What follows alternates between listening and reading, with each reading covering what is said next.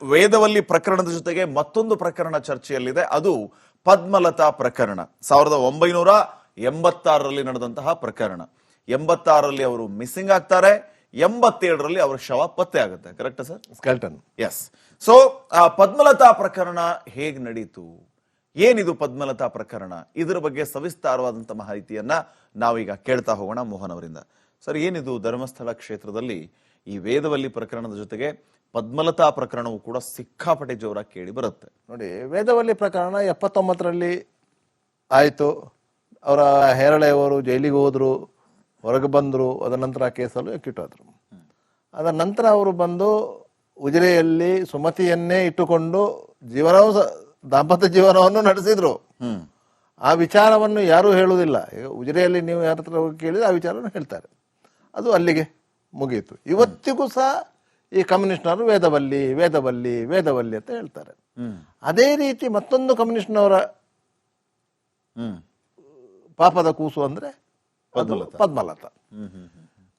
ಸ್ಥಳೀಯ ಕಮ್ಯುನಿಸ್ಟ್ ಮುಖಂಡ ದೇವಾನಂದ ಅವರ ಮಗಳು. ಅವರ ಅಣ್ಣ ರವಿ ಅಂತ ಇದ್ರು.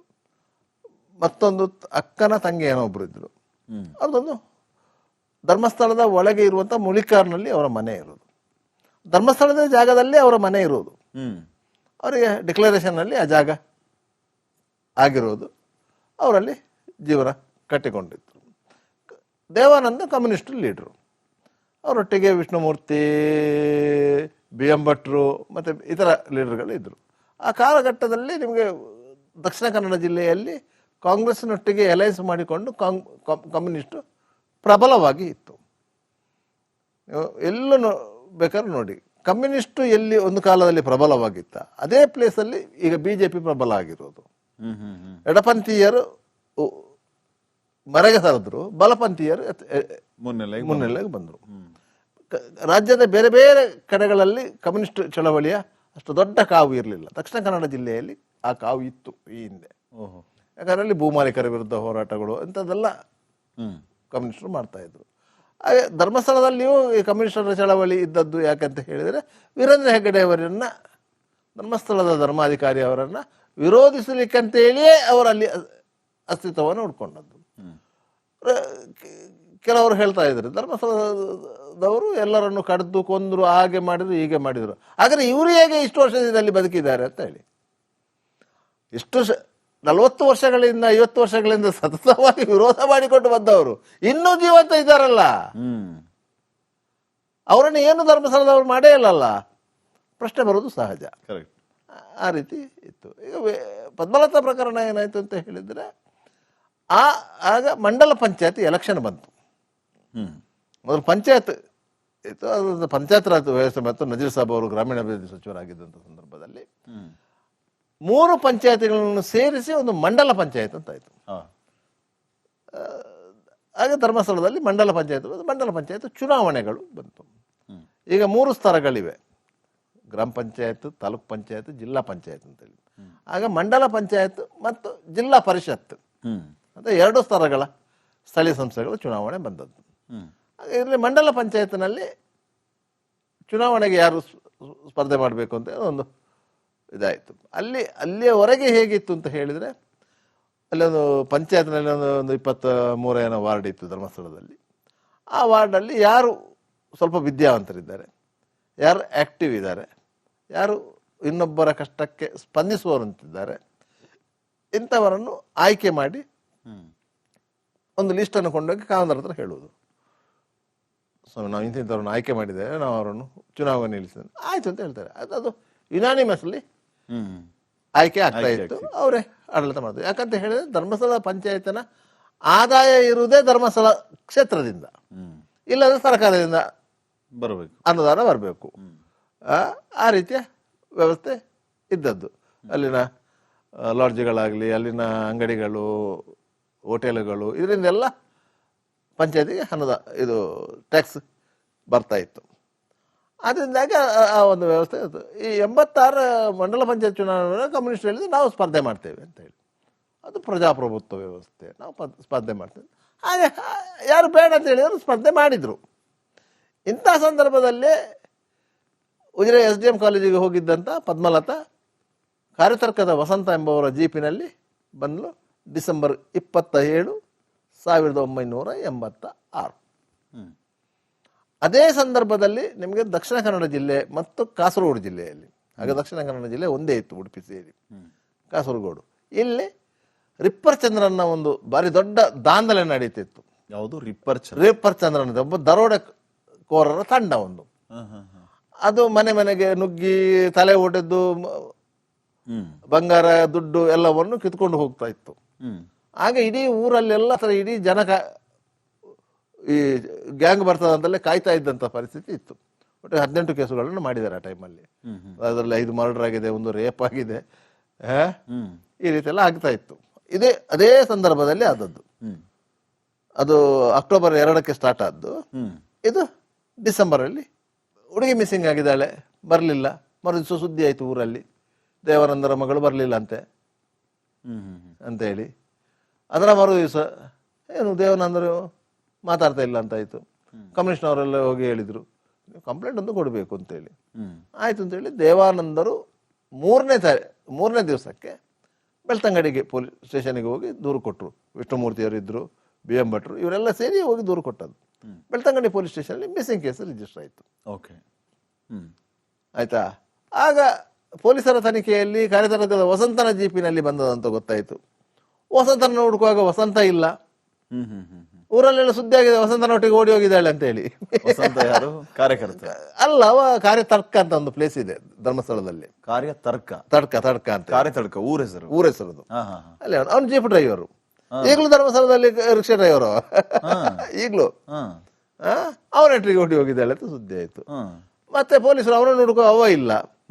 ಮತ್ತೆ ಪೊಲೀಸರಿಗೆ ಕನ್ಫರ್ಮ್ ಆಗ್ಬೇಕಲ್ಲ, ಹೌದಾ ಅಲ್ವಾ ಅಂತ, ಮಿಸ್ಸಿಂಗ್ ಹೇಗೆ ಏನಂತ ಹೇಳಿ. ಹಾಗೆ ಅವನನ್ನು ಹುಡುಕಿದ್ರು. ಮತ್ತೆ ಅವನ ಯಾರು ಸಂಬಂಧಿಕರು ಹೋಗಿ ವೇಣೂರ ಸಂಬಂಧಿಕರ ಮನೆಯಲ್ಲಿದ್ದಂತೆ ಅವನು ಧೈರ್ಯ ಮಾಡಿ ಕರ್ಕೊಂಡು ಬಂದ್ರು ಸ್ಟೇಷನ್ಗೆ. ಹೇಳಿದೆ, ನಂಗೆ ಗೊತ್ತಿಲ್ಲ ಸ್ವಾಮಿ, ನನ್ನೊಟ್ಟಿಗೆ ಇಲ್ಲ ಅವಳು. ನನ್ನೊಟ್ಟಿಗೆ ಜೀಪಲ್ಲಿ ಬಂದದಂತ ಅವಳು ಬಂದಲ್ಲಿ ಗೌರಿಮಾರ ಕಟ್ಟೆ ಹತ್ರ ಸಾಮಾನ್ಯವಾಗಿ ಇಳಿದಿದ್ದಾಳೆ. ಮತ್ತೆ ಅವಳಲ್ಲಿ ಕೆಳಗೆ ಅಲ್ಲಿಂದ ಮುಲಿಕಾರಿಗೆ ಅವಳ ಮನೆಗೆ ಹೋಗುವಂಥದ್ದು. ನಂಗೆ ಮತ್ತೆ ಅವಳಿಗೆ ಪರಿಚಯ ಇದೆ, ನಮ್ಮ ಜೀಪಲ್ಲಿ ಅವುಗಳು ಬರ್ತಾ ಇದ್ದಂತ ಹುಡುಗಿ. ಅದು ಜಸ್ಟ್ ಡ್ರಾಪ್ ತಗೊಂಡಿದ್ದು, ಅದು ಮಾಮೂಲಿಯಾಗಿ. ಅದು ಜೀಪ್ ಅಂದ್ರೆ ಇವಳಿಗಾಗಿ ಬಂದ ಜೀಪ್ ಏನಲ್ಲ, ಅದು ಬಾಕಿಯವರನ್ನ ಹತ್ತಿಸ್ಕೊಂಡು ಬರುವಂತ ಪ್ಯಾಸೆಂಜರ್ ಟ್ರಿಪ್ ಮಾಡುವಂತ ಜೀಪುಗಳು. ಅಲ್ಲಿ ರಿಕ್ಷಾಗಳು ಪ್ಯಾಸೆಂಜರ್ ಟ್ರಿಪ್ ಮಾಡ್ತವೆ. ಅದೇ ಜೀಪ್ ಅಲ್ಲಿ ಕೊನೆಯದಾಗಿ ಹತ್ತಿದ್ದು ಪದ್ಮಲತಾ ವಸಂತ ಅವರ ಜೀಪಲ್ಲಿ. ವೇದವಲ್ಲಿ ಪ್ರಕರಣದ ಜೊತೆಗೆ ಮತ್ತೊಂದು ಪ್ರಕರಣ ಚರ್ಚೆಯಲ್ಲಿದೆ, ಅದು ಪದ್ಮಲತಾ ಪ್ರಕರಣ. 1986ರಲ್ಲಿ ನಡೆದಂತಹ ಪ್ರಕರಣ. 86ರಲ್ಲಿ ಅವರು ಮಿಸ್ಸಿಂಗ್ ಆಗ್ತಾರೆ, 87ರಲ್ಲಿ ಅವರ ಶವ ಪತ್ತೆ ಆಗುತ್ತೆ. Correct sir? Skeleton. Yes. So Padmalatha ಪ್ರಕರಣ ಹೇಗ್ ನಡೀತು, ಏನಿದು ಪದ್ಮಲತಾ ಪ್ರಕರಣ, ಇದರ ಬಗ್ಗೆ ಸವಿಸ್ತಾರವಾದಂತಹ ಮಾಹಿತಿಯನ್ನ ನಾವೀಗ ಕೇಳ್ತಾ ಹೋಗೋಣ ಮೋಹನ್ ಅವರಿಂದ. ಸರ್, ಏನಿದು ಧರ್ಮಸ್ಥಳ ಕ್ಷೇತ್ರದಲ್ಲಿ ಈ ವೇದವಲ್ಲಿ ಪ್ರಕರಣದ ಜೊತೆಗೆ ಪದ್ಮಲತಾ ಪ್ರಕರಣವು ಕೂಡ ಸಿಕ್ಕಾಪಟ್ಟೆ ಜೋರಾಗಿ ಕೇಳಿ ಬರುತ್ತೆ. ನೋಡಿ, ವೇದವಲ್ಲಿ ಪ್ರಕರಣ 79ರಲ್ಲಿ ಆಯ್ತು. ಅವರ ಹೇರಳೆಯವರು ಜೈಲಿಗೆ ಹೋದ್ರು, ಹೊರಗೆ ಬಂದರು. ಅದರ ನಂತರ ಆ ಕೇಸಲ್ಲೂ ಎಕ್ಕಿಟ್ಟಾದ್ರು. ಅದರ ನಂತರ ಅವರು ಬಂದು ಉಜಿರೆಯಲ್ಲಿ ಸುಮತಿಯನ್ನೇ ಇಟ್ಟುಕೊಂಡು ದಾಂಪತ್ಯ ಜೀವನವನ್ನು ನಡೆಸಿದ್ರು. ಆ ವಿಚಾರವನ್ನು ಯಾರೂ ಹೇಳುವುದಿಲ್ಲ. ಈಗ ಉಜಿರೆಯಲ್ಲಿ ನೀವು ಯಾರ ಹತ್ರ ಹೋಗಿ ಕೇಳಿದ್ರೆ ಆ ವಿಚಾರವನ್ನು ಹೇಳ್ತಾರೆ. ಅದು ಅಲ್ಲಿಗೆ ಮುಗಿಯಿತು. ಇವತ್ತಿಗೂ ಸಹ ಈ ಕಮ್ಯುನಿಸ್ಟ್ನವರು ವೇದವಲ್ಲಿ ಅಂತ ಹೇಳ್ತಾರೆ. ಅದೇ ರೀತಿ ಮತ್ತೊಂದು ಕಮ್ಯುನಿಸ್ಟ್ನವರ ಪಾಪದ ಕೂಸು ಅಂದ್ರೆ ಪದ್ಮಲತಾ. ಸ್ಥಳೀಯ ಕಮ್ಯುನಿಸ್ಟ್ ಮುಖಂಡ ದೇವಾನಂದ ಅವರ ಮಗಳು. ಅವರ ಅಣ್ಣ ರವಿ ಅಂತ ಇದ್ರು, ಮತ್ತೊಂದು ಅಕ್ಕನ ತಂಗಿ ಏನೋ ಒಬ್ರು ಇದ್ರು. ಅವ್ರದೊಂದು ಧರ್ಮಸ್ಥಳದ ಒಳಗೆ ಇರುವಂತ ಮುಳಿಕಾರ್ನಲ್ಲಿ ಅವರ ಮನೆ ಇರೋದು. ಧರ್ಮಸ್ಥಳದ ಜಾಗದಲ್ಲೇ ಅವರ ಮನೆ ಇರೋದು. ಅವರಿಗೆ ಡಿಕ್ಲರೇಷನ್ ಅಲ್ಲಿ ಆ ಜಾಗ ಆಗಿರೋದು. ಅವರಲ್ಲಿ ಜೀವನ ಕಟ್ಟಿಕೊಂಡಿದ್ರು. ದೇವಾನಂದ ಕಮ್ಯುನಿಸ್ಟ್ ಲೀಡ್ರು. ಅವರೊಟ್ಟಿಗೆ ವಿಷ್ಣುಮೂರ್ತಿ, BM ಭಟ್ರು ಮತ್ತೆ ಇತರ ಲೀಡರ್ಗಳು ಇದ್ರು. ಆ ಕಾಲಘಟ್ಟದಲ್ಲಿ ನಿಮಗೆ ದಕ್ಷಿಣ ಕನ್ನಡ ಜಿಲ್ಲೆಯಲ್ಲಿ ಕಾಂಗ್ರೆಸ್ನೊಟ್ಟಿಗೆ ಅಲೈನ್ಸ್ ಮಾಡಿಕೊಂಡು ಕಮ್ಯುನಿಸ್ಟ್ ಪ್ರಬಲವಾಗಿ ಇತ್ತು. ಎಲ್ಲೂ ಬೇಕಾದ್ರೆ ನೋಡಿ, ಕಮ್ಯುನಿಸ್ಟು ಎಲ್ಲಿ ಒಂದು ಕಾಲದಲ್ಲಿ ಪ್ರಬಲವಾಗಿತ್ತ, ಅದೇ ಪ್ಲೇಸಲ್ಲಿ ಈಗ BJP ಪ್ರಬಲ ಆಗಿರೋದು. ಎಡಪಂಥೀಯರು ಮರೆಗೆ ಸರಿದ್ರು, ಬಲಪಂಥೀಯರು ಮುನ್ನೆಲೆಗೆ ಬಂದರು. ರಾಜ್ಯದ ಬೇರೆ ಬೇರೆ ಕಡೆಗಳಲ್ಲಿ ಕಮ್ಯುನಿಸ್ಟ್ ಚಳವಳಿಯ ಅಷ್ಟು ದೊಡ್ಡ ಕಾವು ಇರಲಿಲ್ಲ. ದಕ್ಷಿಣ ಕನ್ನಡ ಜಿಲ್ಲೆಯಲ್ಲಿ ಆ ಕಾವು ಇತ್ತು ಈ ಹಿಂದೆ.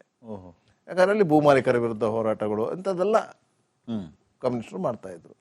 ಹಾಗೆ ಧರ್ಮಸ್ಥಳದಲ್ಲಿಯೂ ಈ ಕಮ್ಯುನಿಸ್ಟರ ಚಳವಳಿ ಇದ್ದದ್ದು ಯಾಕಂತ ಹೇಳಿದರೆ, ವೀರೇಂದ್ರ ಹೆಗ್ಗಡೆ ಅವರನ್ನು, ಧರ್ಮಸ್ಥಳದ ಧರ್ಮಾಧಿಕಾರಿ ಅವರನ್ನು ವಿರೋಧಿಸಲಿಕ್ಕಂತೇಳಿಯೇ ಅವರಲ್ಲಿ ಅಸ್ತಿತ್ವವನ್ನು ಉಡ್ಕೊಂಡದ್ದು.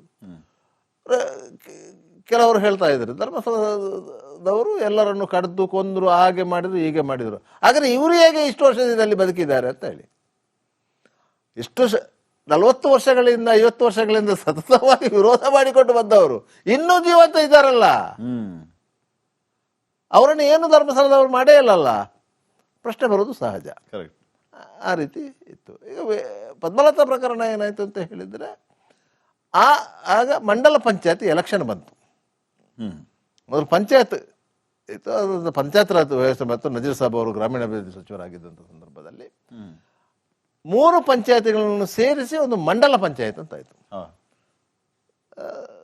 ಹಾಗೆ ಧರ್ಮಸ್ಥಳದಲ್ಲಿ ಮಂಡಲ ಪಂಚಾಯತ್ ಚುನಾವಣೆಗಳು ಬಂತು. ಈಗ 3 ಸ್ತರಗಳಿವೆ, ಗ್ರಾಮ ಪಂಚಾಯತ್, ತಾಲೂಕ್ ಪಂಚಾಯತ್, ಜಿಲ್ಲಾ ಪಂಚಾಯತ್ ಅಂತೇಳಿ. ಆಗ ಮಂಡಲ ಪಂಚಾಯತ್ ಮತ್ತು ಜಿಲ್ಲಾ ಪರಿಷತ್ ಅಂತ 2 ಸ್ತರಗಳ ಸ್ಥಳೀಯ ಸಂಸ್ಥೆಗಳ ಚುನಾವಣೆ ಬಂದದ್ದು. ಹಾಗೆ ಇದರಲ್ಲಿ ಮಂಡಲ ಪಂಚಾಯತ್ನಲ್ಲಿ ಚುನಾವಣೆಗೆ ಯಾರು ಸ್ಪರ್ಧೆ ಮಾಡಬೇಕು ಅಂತ ಒಂದು ಇದಾಯಿತು. ಅಲ್ಲಿಯವರೆಗೆ ಹೇಗಿತ್ತು ಅಂತ ಹೇಳಿದರೆ, ಅಲ್ಲೊಂದು ಪಂಚಾಯತ್ನಲ್ಲಿ ಒಂದು 23 ವಾರ್ಡ್ ಇತ್ತು ಧರ್ಮಸ್ಥಳದಲ್ಲಿ. ಆ ವಾರ್ಡಲ್ಲಿ ಯಾರು ಸ್ವಲ್ಪ ವಿದ್ಯಾವಂತರಿದ್ದಾರೆ, ಯಾರು ಆ್ಯಕ್ಟಿವ್ ಇದ್ದಾರೆ, ಯಾರು ಇನ್ನೊಬ್ಬರ ಕಷ್ಟಕ್ಕೆ ಸ್ಪಂದಿಸುವವರಂತಿದ್ದಾರೆ, ಇಂಥವರನ್ನು ಆಯ್ಕೆ ಮಾಡಿ ಒಂದು ಲಿಸ್ಟನ್ನು ಕೊಂಡೋಗಿ ಕಾವಂದರ ಹತ್ರ ಹೇಳುವುದು. ಸೊ ನಾವು ಇಂಥವ್ರನ್ನು ಆಯ್ಕೆ ಮಾಡಿದ್ದೇವೆ, ನಾವು ಅವರನ್ನು ಚುನಾವಣೆ ನಿಲ್ಲಿಸಿದ್ದೇವೆ, ಆಯಿತು ಅಂತ ಹೇಳ್ತಾರೆ. ಅದು ಯುನಾನಿಮಸ್ಲಿ ಆಯ್ಕೆ ಆಗ್ತಾ ಇತ್ತು, ಅವರೇ ಆಡಳಿತ ಮಾಡ್ತಾರೆ. ಯಾಕಂತ ಹೇಳಿದ್ರೆ ಧರ್ಮಸ್ಥಳ ಪಂಚಾಯತಿನ ಆದಾಯ ಇರುವುದೇ ಧರ್ಮಸ್ಥಳ ಕ್ಷೇತ್ರದಿಂದ, ಇಲ್ಲದ್ರೆ ಸರ್ಕಾರದಿಂದ ಬರಬೇಕು, ಅನುದಾನ ಬರಬೇಕು. ಆ ರೀತಿಯ ವ್ಯವಸ್ಥೆ ಇದ್ದದ್ದು. ಅಲ್ಲಿನ ಲಾಡ್ಜ್ಗಳಾಗಲಿ, ಅಲ್ಲಿನ ಅಂಗಡಿಗಳು, ಹೋಟೆಲ್ಗಳು, ಇದರಿಂದೆಲ್ಲ ಪಂಚಾಯತಿಗೆ ಇದು ಟ್ಯಾಕ್ಸ್ ಬರ್ತಾ ಇತ್ತು. ಅದರಿಂದಾಗಿ ಆ ಒಂದು ವ್ಯವಸ್ಥೆ ಇತ್ತು. ಈ 86 ಮಂಡಲ ಪಂಚಾಯತ್ ಚುನಾವಣೆ ಕಮ್ಯುನಿಸ್ಟ್ ಹೇಳಿದ್ರೆ ನಾವು ಸ್ಪರ್ಧೆ ಮಾಡ್ತೇವೆ ಅಂತ ಹೇಳಿ, ಅದು ಪ್ರಜಾಪ್ರಭುತ್ವ ವ್ಯವಸ್ಥೆ, ನಾವು ಸ್ಪರ್ಧೆ ಮಾಡ್ತೇವೆ.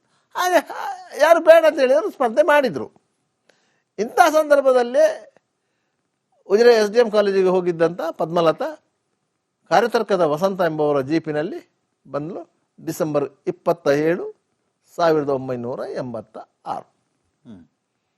ಅದೇ ಸಂದರ್ಭದಲ್ಲಿ ನಿಮಗೆ ದಕ್ಷಿಣ ಕನ್ನಡ ಜಿಲ್ಲೆ ಮತ್ತು ಕಾಸರಗೋಡು ಜಿಲ್ಲೆಯಲ್ಲಿ, ಆಗ ದಕ್ಷಿಣ ಕನ್ನಡ ಜಿಲ್ಲೆ ಒಂದೇ ಇತ್ತು, ಉಡುಪಿ ಸೇರಿ ಕಾಸರಗೋಡು, ಇಲ್ಲಿ ರಿಪ್ಪರ್ ಚಂದ್ರನ ಒಂದು ಬಾರಿ ದೊಡ್ಡ ದಾಂಧಲೆ ನಡೀತಿತ್ತು.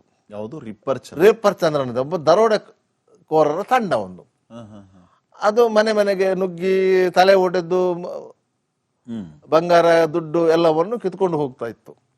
ಆಗ ಇಡೀ ಊರಲ್ಲೆಲ್ಲ ಇಡೀ ಜನ ಈ ಗ್ಯಾಂಗ್ ಬರ್ತದಂತಲೇ ಕಾಯ್ತಾ ಇದ್ದಂಥ ಪರಿಸ್ಥಿತಿ ಇತ್ತು. ಒಟ್ಟು 18 ಕೇಸುಗಳನ್ನು ಮಾಡಿದ್ದಾರೆ ಆ ಟೈಮಲ್ಲಿ. ಅದರಲ್ಲಿ 5 ಮರ್ಡರ್ ಆಗಿದೆ, 1 ರೇಪ್ ಆಗಿದೆ, ಈ ರೀತಿ ಎಲ್ಲ ಆಗ್ತಾ ಇತ್ತು. ಅದೇ ಸಂದರ್ಭದಲ್ಲಿ ಆದದ್ದು. ಅದು ಅಕ್ಟೋಬರ್ 2ಕ್ಕೆ ಸ್ಟಾರ್ಟ್ ಆದ್ದು. ಇದು ಡಿಸೆಂಬರಲ್ಲಿ ಹುಡುಗಿ ಮಿಸ್ಸಿಂಗ್ ಆಗಿದ್ದಾಳೆ, ಬರಲಿಲ್ಲ.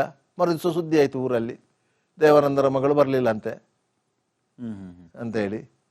ಅದರ ಮರು ದಿವಸ ಏನು ದೇವಾನಂದರು ಮಾತಾಡ್ತಾ ಇಲ್ಲ ಅಂತಾಯಿತು. ಕಮ್ಯುನಿಸ್ಟ್ನವರೆಲ್ಲ ಹೋಗಿ ಹೇಳಿದರು, ನೀವು ಕಂಪ್ಲೇಂಟ್ ಒಂದು ಕೊಡಬೇಕು ಅಂತೇಳಿ. ಆಯಿತು ಅಂತೇಳಿ ದೇವಾನಂದರು 3ನೇ ದಿವಸಕ್ಕೆ ಬೆಳ್ತಂಗಡಿಗೆ ಪೊಲೀಸ್ ಸ್ಟೇಷನಿಗೆ ಹೋಗಿ ದೂರು ಕೊಟ್ಟರು. ವಿಷ್ಣುಮೂರ್ತಿಯವರು ಇದ್ದರು, BM ಭಟ್ರು, ಇವರೆಲ್ಲ ಸೇರಿ ಹೋಗಿ ದೂರು ಕೊಟ್ಟದ್ದು. ಬೆಳ್ತಂಗಡಿ ಪೊಲೀಸ್ ಸ್ಟೇಷನಲ್ಲಿ ಮಿಸ್ಸಿಂಗ್ ಕೇಸ್ ರಿಜಿಸ್ಟರ್ ಆಯಿತು. ಓಕೆ, ಆಯಿತಾ. ಆಗ ಪೊಲೀಸರ ತನಿಖೆಯಲ್ಲಿ ಕಾರ್ಯತರ್ಕದ ವಸಂತನ ಜೀಪಿನಲ್ಲಿ ಬಂದದಂತ ಗೊತ್ತಾಯಿತು. ವಸಂತನ ಹುಡುಕುವಾಗ ವಸಂತ ಇಲ್ಲ. ಊರಲ್ಲೆಲ್ಲ ಸುದ್ದಿ ಆಗಿದೆ, ವಸಂತನೊಟ್ಟಿಗೆ ಓಡಿ ಹೋಗಿದ್ದಾಳೆ ಅಂತೇಳಿ. ಕಾರ್ಯಕರ್ತ ಅಲ್ಲ, ಅವ ಕಾರ್ಯತರ್ಕ ಅಂತ ಒಂದು ಪ್ಲೇಸ್ ಇದೆ ಧರ್ಮಸ್ಥಳದಲ್ಲಿ. ಕಾರ್ಯತರ್ಕ ತಡ್ಕ ಅಂತ ಕಾರ್ಯತರ್ಕ ಊರ ಹೆಸರು. ಅಲ್ಲಿ ಅವ್ನು ಜೀಪ್ ಡ್ರೈವರು, ಈಗಲೂ ಧರ್ಮಸ್ಥಳದಲ್ಲಿ ರಿಕ್ಷಾ ಡ್ರೈವರು ಈಗಲೂ. ಅವನೊಟ್ಟಿಗೆ ಓಡಿ ಹೋಗಿದ್ದಾಳೆ ಅಂತ ಸುದ್ದಿ ಆಯ್ತು. ಮತ್ತೆ ಪೊಲೀಸರು ಅವನನ್ನು ಹುಡುಕೋ ಅವ ಇಲ್ಲ. ಮತ್ತೆ ಪೊಲೀಸರಿಗೆ ಕನ್ಫರ್ಮ್ ಆಗ್ಬೇಕಲ್ಲ, ಹೌದಾ ಅಲ್ವಾ ಅಂತ, ಮಿಸ್ಸಿಂಗ್ ಹೇಗೆ ಏನಂತ ಹೇಳಿ. ಹಾಗೆ ಅವನನ್ನು ಹುಡುಕಿದ್ರು. ಮತ್ತೆ ಅವನ ಯಾರು ಸಂಬಂಧಿಕರು ಹೋಗಿ ವೇಣೂರ ಸಂಬಂಧಿಕರ ಮನೆಯಲ್ಲಿದ್ದಂತೆ ಅವನು ಧೈರ್ಯ ಮಾಡಿ ಕರ್ಕೊಂಡು ಬಂದರು ಸ್ಟೇಷನ್ಗೆ. ಹೇಳಿದೆ, ನಂಗೆ ಗೊತ್ತಿಲ್ಲ ಸ್ವಾಮಿ, ನನ್ನೊಟ್ಟಿಗೆ ಇಲ್ಲ ಅವಳು. ನನ್ನೊಟ್ಟಿಗೆ ಜೀಪಲ್ಲಿ ಬಂದದ್ದು ಅವಳು. ಬಂದು ಅಲ್ಲಿ ಗೌರಿಮರ ಕಟ್ಟೆ ಹತ್ರ ಸಾಮಾನ್ಯವಾಗಿ ಇಳಿದಿದ್ದಾಳೆ. ಮತ್ತೆ ಅವಳು ಅಲ್ಲಿ ಕೆಳಗೆ ಅಲ್ಲಿಂದ ಮುಳಿಕಾರಿಗೆ ಅವಳ ಮನೆಗೆ ಹೋಗುವಂಥದ್ದು. ನಂಗೆ ಮತ್ತೆ ಅವಳಿಗೆ ಪರಿಚಯ ಇದೆ, ನಮ್ಮ ಜೀಪಲ್ಲಿ ಯಾವಾಗಲೂ ಬರ್ತಾ ಇದ್ದಂತ ಹುಡುಗಿ. ಅದು ಜಸ್ಟ್ ಡ್ರಾಪ್ ತಗೊಂಡಿದ್ದು, ಅದು ಮಾಮೂಲಿಯಾಗಿ ಅದು ಜೀಪ್ ಅಂದ್ರೆ ಇವಳಿಗಾಗಿ ಬಂದ ಜೀಪ್ ಏನಲ್ಲ, ಅದು ಬಾಕಿಯವರನ್ನ ಹತ್ತಿಸ್ಕೊಂಡು ಬರುವಂತ ಪ್ಯಾಸೆಂಜರ್ ಟ್ರಿಪ್ ಮಾಡ್ತಾರೆ, ಪ್ಯಾಸೆಂಜರ್ ಟ್ರಿಪ್ ಮಾಡುವಂತ ಜೀಪ್ಗಳು. ಅಲ್ಲಿ ರಿಕ್ಷಾಗಳು ಪ್ಯಾಸೆಂಜರ್ ಟ್ರಿಪ್ ಮಾಡ್ತವೆ. ಅದೇ ಜೀಪ್ ಅಲ್ಲಿ ಕೊನೆಯದಾಗಿ ಹತ್ತಿದ್ದು ಪದ್ಮಲತಾ ವಸಂತ್ ಅವ್ರ ಜೀಪ್ ಅಲ್ಲಿ. ವಸಂತ್ ಅವ್ರ ಜೀಪ್ ಅಲ್ಲಿ. ಓಕೆ.